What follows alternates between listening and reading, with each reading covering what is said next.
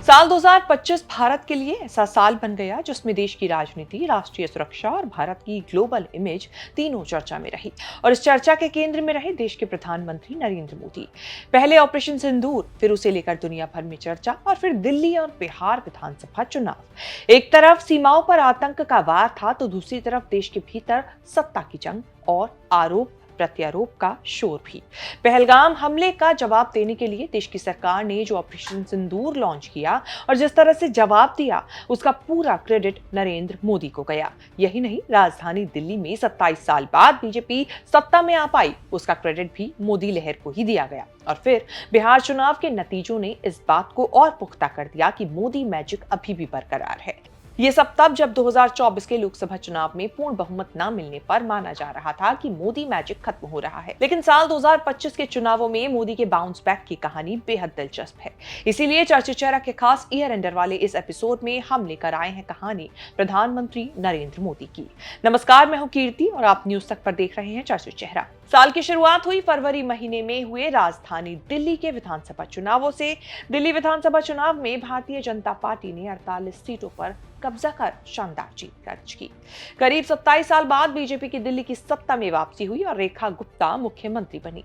इस जीत को बीजेपी ने सिर्फ राज्य स्तर की सफलता नहीं माना, बल्कि इसे प्रधानमंत्री नरेंद्र मोदी के नेतृत्व, उनकी चुनावी रणनीति और राष्ट्रीय स्तर पर पार्टी की मजबूत पकड़ का नतीजा बताया। पार्टी नेताओं का कहना था कि दिल्ली के मतदाताओं ने मजबूत नेतृत्व की और स्थिर सरकार का चुनाव किया है।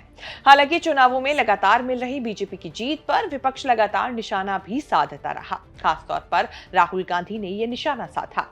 ये सब चल ही रहा था कि साल के कुछ महीने बीते थे, लेकिन एक घटना सुनने में आई जिसने पूरे देश की सुरक्षा व्यवस्था पर सवाल खड़े कर दिए। विपक्ष के निशाने पर आ गई एनडीए सरकार। 22 अप्रैल 2025 को जम्मू कश्मीर के पहलगाम में हुआ आतंकी हमला पूरे देश को हिलाकर रखने वाला था।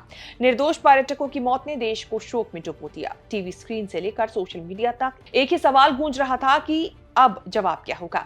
सरकार पर दबाव था। हमले के तुरंत बाद केंद्र सरकार ने उच्च स्तरीय सुरक्षा बैठक बुलाई। कई दौर की चर्चा के बाद भारत ने एक निर्णायक सैन्य कार्रवाई को मंजूरी दी, जिसका नाम था ऑपरेशन सिंदूर। 6 और 7 मई 2025 की रात भारतीय वायुसेना और सशस्त्र बल ने पाकिस्तान और पाक ऑक्युपाइड कश्मीर में मौजूद आतंकवादी ठिकानों पर हमले किए।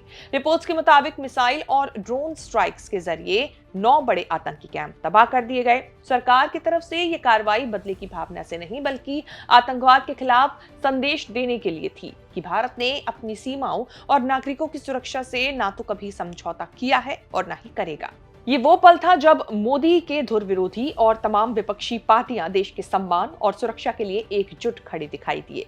सड़क से लेकर संसद तक सब जगह मोदी को समर्थन मिला। ऑपरेशन सिंदूर के बाद सबसे ज्यादा चर्चा जिस नाम की हुई वो नरेंद्र मोदी का ही था। ऑपरेशन सिंदूर की कामयाबी का पूरा क्रेडिट उन्हें ही दिया गया। बताया गया कि उन्होंने सेना को अपने अनुभव और तकनीक के आधार पर फैसले लेने तक की छूट दी थी।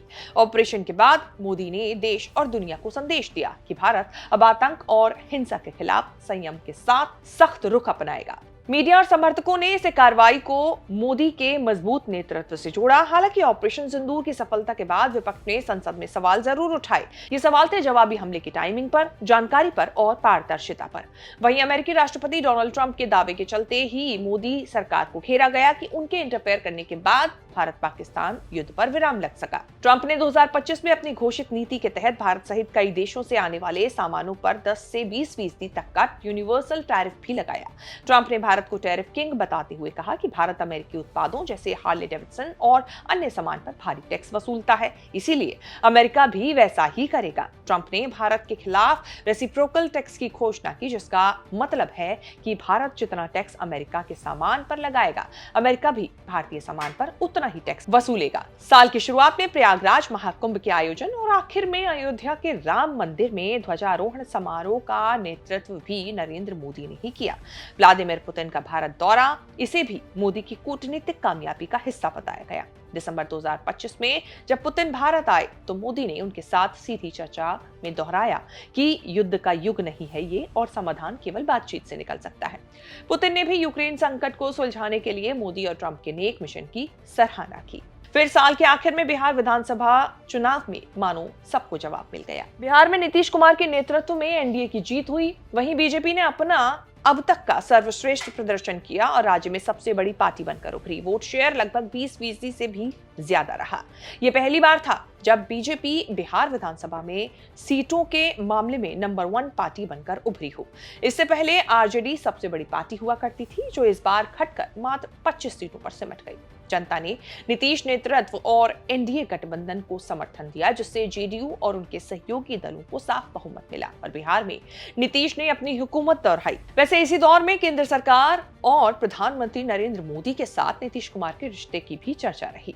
बिहार चुनाव के दौरान नीतीश को यह कहते हुए सुना गया कि वो अब पार्टी कभी नहीं बदलेंगे। फिर यहाँ एनडीए को साफ बहुमत मिला। कहीं ना कहीं ये माना गया बिहार की चुनाव की जीत को लेकर भी कि ये मोदी मैजिक का ही असर था। हालांकि 2024 के लोकसभा चुनाव के नतीजों के बाद माना जा रहा था कि मोदी मैजिक का फीका पड़ रहा है। ऐसा इसीलिए क्योंकि बीजेपी बहुमत के आंकड़े से बहुत पीछे रह गई थी, जबकि कांग्रेस का ये साल कमबैक वाला माना गया, जिसके बाद लोकसभा में 10 साल के बाद विपक्ष का नेता कोई बन पाया। ये नेता कोई और नहीं बल्कि कांग्रेस के राहुल गांधी ही हैं। 2024 ये वही साल था जब नरेंद्र मोदी ने भारत के प्रधानमंत्री के तौर पर तीसरी बार शपथ ली थी और जवाहरलाल नेहरू के लगातार तीसरी बार भारत के प्रधानमंत्री बनने के रिकॉर्ड को तोड़ा।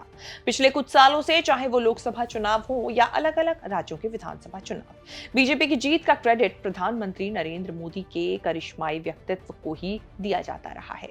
पिछले साल हरियाणा और महाराष्ट्र के विधानसभा चुनाव के बाद साल 2025 में भी जो हुआ उसका क्रेडिट नरेंद्र मोदी को ही गया। मोदी 3.0 का कार्यकाल अभी बहुत लंबा है। ऐसे में प्रधानमंत्री नरेंद्र मोदी इतिहास में अपना नाम कहां दर्ज करवाएंगे, ये देखने वाली बात होगी। चर्चित चेहरा के खास इस ईयर एंडर वाले एपिसोड में उम्मीद है आपको नरेंद्र मोदी से जुड़ी और उनके पूरे साल भर के उपलब्धियां जो हैं उससे जुड़ी ये रिपोर्ट आपको हमारी पसंद आई होगी।